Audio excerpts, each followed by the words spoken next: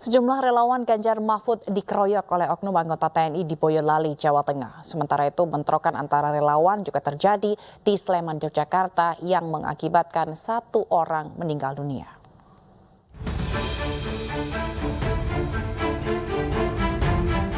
Pengeroyokan relawan Ganjar Pranowo Mahfud MD terjadi di depan Batalion Infanteri 408 Rider Kodam 4 di Ponegoro terekam kamera CCTV. Dalam video, sejumlah oknum prajurit menghampiri pemotor yang melintas dan menarik serta menganiaya hingga terjatuh ke jalan. Sejumlah relawan terluka akibat peristiwa ini. Sementara itu, bentrok antar relawan pasangan calon yang berbeda terjadi di Simpang 3 Maguwoharjo, Sleman, Yogyakarta pada 24 Desember lalu. Bentrok ini mengakibatkan satu korban meninggal dunia. Polisi pun menangkap dua terduga pelaku pengeroyokan di mana bentrok dipicu adanya provokasi. Para pendukung tersebut terprovokasi oleh beberapa orang pemuda yang diduga melempari mereka dengan menggunakan beberapa, ada yang menggunakan batu, ada yang menggunakan. Menanggapi peristiwa ini, Deputi Hukum TPN Ganjar Mahfud meminta ada yang bertanggung jawab atas dugaan penganiayaan yang dialami relawan. Ya, kami mendapat laporan dari Klaten, Yogyakarta, dan Boyolali. Ya. Ini laporan mengenai brutalitas ya, dan tindak kekerasan yang sangat-sangat tidak bisa diterima. Ya. Satu meninggal dunia dan 4 orang mengalami luka-luka berat. Ya.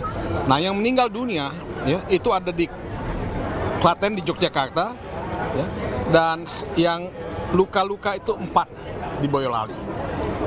Nah, mereka yang meninggal dunia ini adalah relawan ya, pendukung Ganjar Mahfud yang diduga mengalami kekerasan dan brutalitas dari pendukung paslon yang lain.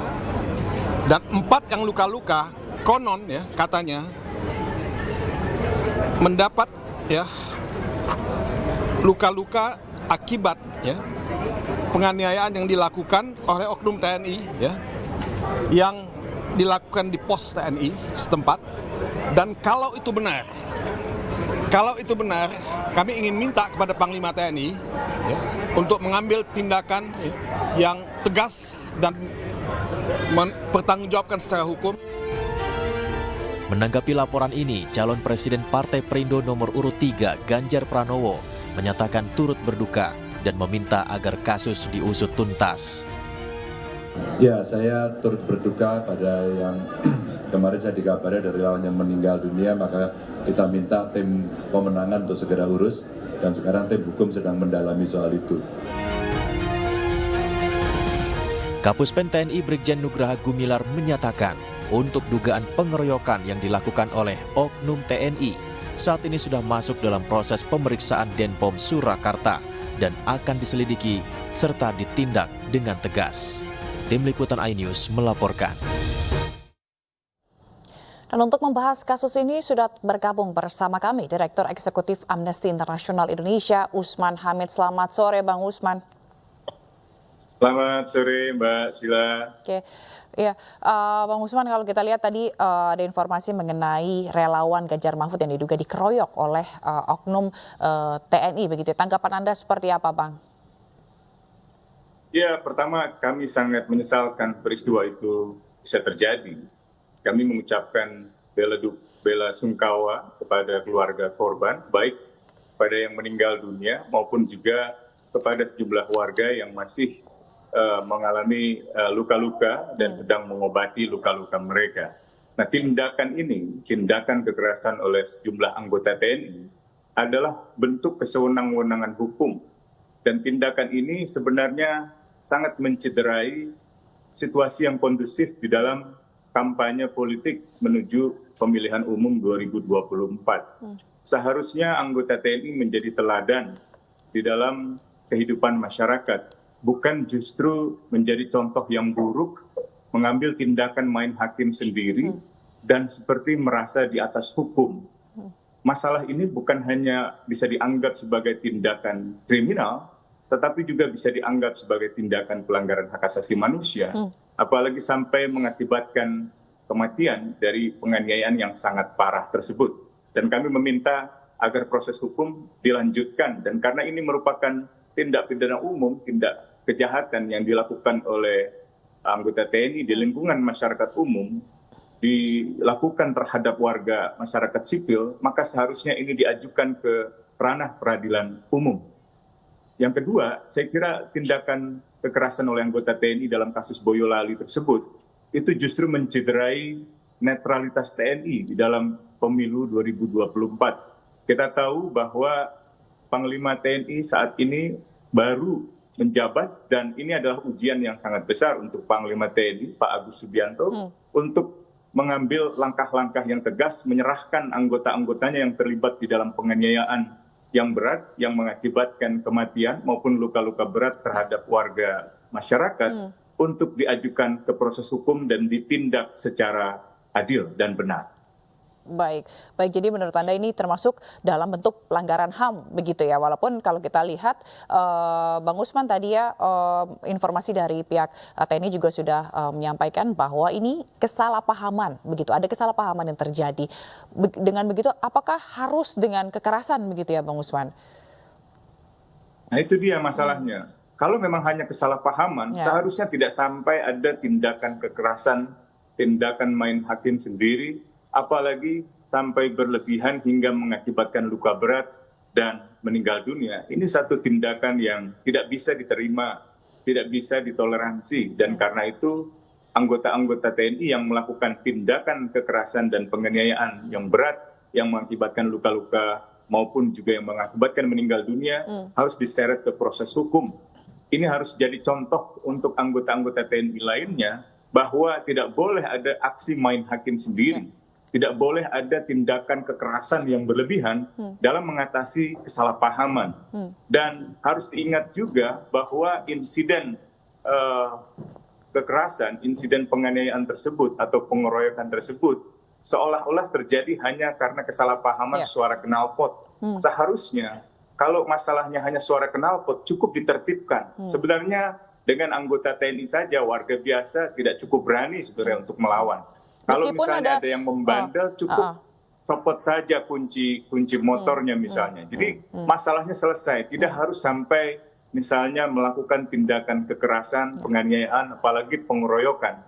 Saya kira itu bukan tipe jiwa ksatria, jiwa yang benar di dalam doktrin Sabta Marga TNI. Karena itu saya kira peristiwa ini tidak boleh dibiarkan. Peristiwa ini masih akan menjadi ujian dalam 1,5 bulan ke depan. Mudah-mudahan tidak boleh ada lagi anggota TNI yang melakukan tindakan kekerasan seperti itu. Dan siapapun, termasuk anggota polisi, atau anggota intelijen, atau warga masyarakat biasa, dalam berkampanye, tidak boleh ada yang melakukan kekerasan. Atau bahkan dalam urusan biasa pun, tidak boleh ada tindakan main hakim sendiri. Kalau ada pelanggaran kampanye, laporkan kepada Bawaslu. Kalau ada pelanggaran lalu lintas, laporkan kepada kepolisian. Kalau ada urusan-urusan dinas transportasi darat, misalnya lalu lintas dan urusannya dengan katakanlah ketertiban atau urusannya dengan misalnya syarat-syarat kendaraan bermotor, itu cukup dilaporkan kepada pemerintah kota setempat, kepolisian atau dinas perhubungan, bukan dengan cara main hakim sendiri. Baik, jadi biarkan hukum berbicara gitu ya, kuncinya jangan main hakim sendiri. Baik, tapi kalau misalnya Bang Usman, ini kan kampanye masih panjang begitu ya, kalau kita lihat kasus penyerangan atau pengeroyokan yang terjadi terhadap relawan Ganjar Mahfud tidak hanya dilakukan oleh oknum TNI saja, tapi antar relawan ini juga terjadi saling serang begitu. Bagaimana menurut Anda untuk mensiasati agar hal ini tidak terjadi?